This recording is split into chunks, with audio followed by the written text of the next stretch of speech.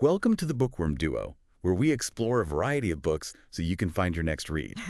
That's right. Let's get started. Let's. Today, we are diving deep into Sarah Pekkanen's House of Glass. Oh, yes. A suspenseful novel that'll keep you guessing until the very end. It will. We've got a stack of notes and are ready to unpack all the twists and turns. Oh, it's a twisty one for sure. So, this book, it starts off Yes, it does. with a bang. The story opens with a wealthy couple, Okay. the Barclays, The Barclays, right? whose nanny Tina plummets from a window of their beautifully restored historic home. Oh. Was it a misstep, suicide, Well, or something more sinister? right away. Pekkanen Yeah. immediately throws us into a world of suspicion. You don't know who to trust. Right from the start, you're Right wondering over here. who to trust. Yeah. We meet Stella, Okay. a child psychologist, and best interest attorney, who gets pulled into this tangled web when she takes on the Barclays custody case. Okay. Now, Stella herself is no stranger to trauma, having found her own mother dead from an overdose as a child. Oh, wow. This backstory adds another layer of depth to her character I see. and how she approaches the case. Yeah. It's interesting how Pekkanen uses the House of Glass metaphor Yeah. throughout the story. Yeah, I was thinking about that. Is it the literal fragile window Uh-huh. that Tina fell from? Okay. Or is it the family itself? Seemingly perfect on the outside, but full of cracks and secrets within. Oh, very good. And as Stella starts to dig deeper, Yeah. the cracks definitely start to show. Yeah, they do. You've got the husband, Okay. Ian, Okay. who is having an affair with Tina, Oh. and the wife, Beth, Okay. who comes across as cold and controlling. Interesting. Plus, there's this mysterious boyfriend lurking in the background, adding fuel to the fire. Oh, boy. And then there's Rose, Uh-huh. the Barclays' young daughter, Okay. who witnessed Tina's fall and has completely stopped speaking. Oh, wow. Imagine the challenge for Stella. Yeah. Not only does she have to unravel the mystery surrounding the nanny's death, Right. but she also needs to find a way to communicate with a child Right. who's locked in her own silent world. Oh, that's gotta be tough. It's like trying to solve a puzzle with half the pieces missing. Uh, Pekkanen uses Rose's traumatic mutism to create this incredible sense of unease. yeah. You know, something's deeply wrong, but you can't quite grasp it. Right. And Pekkanen doesn't let up on the unsettling details. No, she does not. Rose's drawings, Oh, yeah. for instance, Yeah. are chilling. Uh-huh. They depict the death scene in ways that make you question what she really saw. Oh. Plus, there's her strange fascination with The Stranger Beside Me, a true crime account of Ted Bundy. Oh, wow. These little details, almost like breadcrumbs, Yeah. lead you down a path of suspense, making you wonder if Rose is truly just a victim, Oh. or if there's something more to her silence. Right. Yeah. It's brilliant how Pekkanen plays with our perceptions. Yeah. One minute you're feeling sorry for Rose, and the next Yeah. you're questioning her every move. Oh. Like there's this scene Okay. where she pushes a doll out of the window, Oh, my gosh. almost mirroring Tina's fall, Oh. and then spells out a threatening message in a word search puzzle. Oh, jeez. That makes you think, hold on, is this little girl as innocent as she seems? Yeah, you start to wonder about that. And as Stella dives deeper into her investigation, Okay. she starts to uncover some unsettling truths about the Barclays and their seemingly perfect life. Uh-huh. Remember the missing earring? Oh, yeah. What about that? It turns up in a place that points the finger right back at the family. Oh, boy. Talk about a twist. It's like every time you think you're getting close. Every time you think you're getting close to the truth, The truth. Pekkanen throws in another curveball Yeah. that sends you spiraling in a new direction. Oh, my goodness. And just when you think you've got it all figured out, Right. she drops a bombshell Uh-oh. that changes everything. Oh, no. It turns out the real danger Yeah. isn't coming from the parents at all. Oh. The true villain Yeah. of the story Okay. is Rose's seemingly loving grandmother, What? Harriet. Harriet, the grandmother. Harriet, Oh, wow. the sweet, doting grandmother You would never suspect. who's always there to help. I know. It's incredible It is. how Pekkanen manages to make you completely doubt everyone, even the characters Well- you thought were harmless. Yeah. Right? Exactly. You're left wondering, Yeah. who can you trust Yeah. when even the seemingly innocent grandmother I know. turns out to be a master manipulator. Oh, boy. And that's where we'll leave you for now. With this chilling realization. All right. Stay tuned for part 2 of our deep dive into House of Glass, I can't wait. where we'll unravel Harriet's web of secrets Yeah. and see how Stella and Rose face off against this unexpected adversary. Sounds good. Welcome back to our deep dive into House of Glass. We left off with that jaw-dropping revelation. I know, right. The seemingly harmless Harriet, Right? Rose's grandmother, is the puppet master Oh my God. behind this whole twisted game. It's like the rug was pulled out from under me. I know. You start to question Yeah. everything you thought you knew about the family. Yeah, for sure. But what's even more intriguing Yeah. is how this discovery flips the whole dynamic Oh, yeah. between Stella and Rose. Absolutely. Up until this point, Mhm. Stella was the protector trying to decipher Rose's silence Right, and shield her from the chaos of the custody battle. right. But now, with Harriet revealed as the true threat, Yeah. the roles reverse. Ah. Stella finds herself needing Rose's help. Yeah. Relying on the very child she's been trying to protect. And remember, Yeah, Rose can't speak. that's right. Talk about a high-stakes situation, Yeah. trapped in a house Oh my gosh. with a manipulative, possibly dangerous woman, Yeah. and your only hope is a child Yeah. who can't communicate verbally. Pekkanen really ratchets up the tension in this part of the book. Yeah. Stella's desperately trying to figure out a way to escape, Right. and it's Rose who leads her to a lifeline, Okay. a secret hiding place, in Tina's old room. It's a tiny closet that Rose discovered, and inside a cell phone. Such a clever detail. Yeah.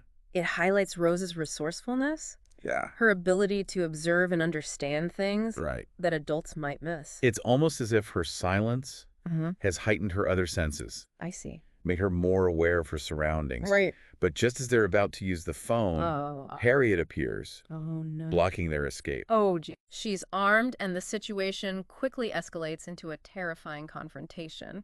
It's heart-stopping. I know. Stella's been tased by Harriet before, so you know how dangerous this woman can be. Yeah. And poor Rose, already traumatized, Yeah. is now caught in the middle of this intense standoff. But remember, Stella's a fighter. Okay. She manages to use Harriet's own cane against her, Oh, wow. buying precious time for her and Rose to make a run for it. Okay. What follows is a tense chase Yeah. through the dark woods surrounding the house. You can practically feel the adrenaline pumping as they run. No. The fear palpable. It's like something out of a horror movie. And just when you think they're about to be caught, Oh. Ian, the father, Oh. stumbles onto the scene. Why? He'd come back to the house to retrieve a forgotten tennis racket, Oh, wow. and suddenly he's thrown into this terrifying situation. Talk about being in the wrong place at the wrong time. I know. But at least they have backup now, right? Not so fast. Oh. Harriet, ever the manipulator, tries to twist the narrative. Oh, boy. She tries to convince Ian that Stella is the dangerous one, that she somehow kidnapped Rose. Oh, my God. It's a brilliant tactic, preying on Ian's doubts and his protective instincts as a father. It shows just how deeply manipulative Harriet is. Yeah. She's willing to do whatever it takes to maintain control, Right. even if it means putting her own granddaughter at risk. And for a moment, Yeah. it seems like her plan might work. Uh-oh. Ian hesitates, torn between who to believe. Oh, wow. But then something extraordinary happens. I can't. Rose, who hasn't spoken a word in months, You're kidding. signs her voice. After all this time. Yes. Wow. In that critical moment, the trauma that has silenced her is shattered. Wow. She cries out to her father, defending Stella, proclaiming that Stella is saving her. Oh, my gosh. It's a powerful scene, a testament to the bond that is formed between them. It gives me chills just thinking about it. Ah. Rose finding her voice in such a dramatic way. It's like a symbolic breaking free from the grip of fear and trauma. It's a turning point in the story. Huh? Not only does it expose Harriet's lies, but it also signifies a shift in Rose's journey towards healing. Right. And for Ian, it's a wake-up call. Yeah. He finally sees the truth about his mother, Right. the depth of her manipulation. So what happens to Harriet? Yeah. Does she get away with everything she's done? Thankfully, no. Okay. With Ian now on their side, Uh-huh. they manage to overpower Harriet, and the police arrive soon after. Okay. Harriet's web of deceit unravels, and she's finally arrested for Tina's murder. Justice is served, but the question remains, Yeah? what about the scars left behind? That's a good point. Even with Harriet out of the picture, Mm-hmm. the Barclays are forever changed by these events. Right. And what about Stella? Yeah. How does this whole experience impact her? Well, that's where things get even more interesting. As the dust settles, another layer of the story unfolds. A shocking twist. That connects Stella's past to the Barclays. Oh, no. In a way she could never have imagined. Wait, there's more. Another twist. This book is full of surprises. You'll have to tell us all about it in the final part of our deep dive. Okay, we are back for the final part of our deep dive into House of Glass. Yes. And like we were saying, yeah, things take a seriously personal turn for Stella in this last part. Yeah. We left off with the hint of another twist. Okay. A connection between Stella's past and the Barclays. That's about to send shockwaves through everything. Right, it all circles back to Stella's mother and that tragic overdose. Right. Remember how she's always carried that weight, that unresolved grief? Absolutely. It shapes so much of who she is. Yeah. How she approaches her work. Right. Especially with vulnerable children like Rose. Well, prepare yourself because this connection hits close to home. Charles, Stella's mentor and longtime friend, the family law judge, was actually Stella's mother's lawyer. Oh, wow. Before she died. No way. Yeah. So he knew Stella's mom on a personal level. Yeah. That's already a lot to process. But wait. Here. There's more. What? He wasn't just her lawyer. He was with her the night she died. Whoa. Yeah. What was he doing there? Right. It sounds like this revelation is about to unearth some painful memories for Stella. It turns out Charles was drawn to Stella's mother, to her vulnerability. He was there to comfort her that night. Okay. And even tried to kiss her. Oh, my. Which may have contributed to her overdose. Oh, wow. That adds a whole new layer of complexity to his character. Right. It's like he's carrying this immense guilt.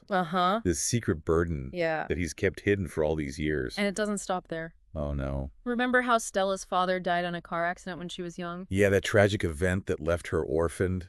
It's always been this sad, almost distant memory for her. Well, guess who was also involved in that accident? You're not going to tell me Charles. I got it!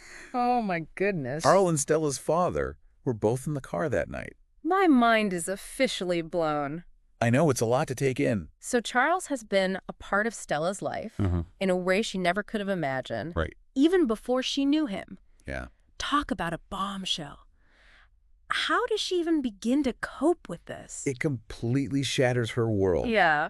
Here's this man she trusted, who's been like a father figure to her. Right. And now he's tangled up in the most painful parts of her past. I can only imagine the mix of emotions. Yeah. Betrayal, confusion, maybe even anger.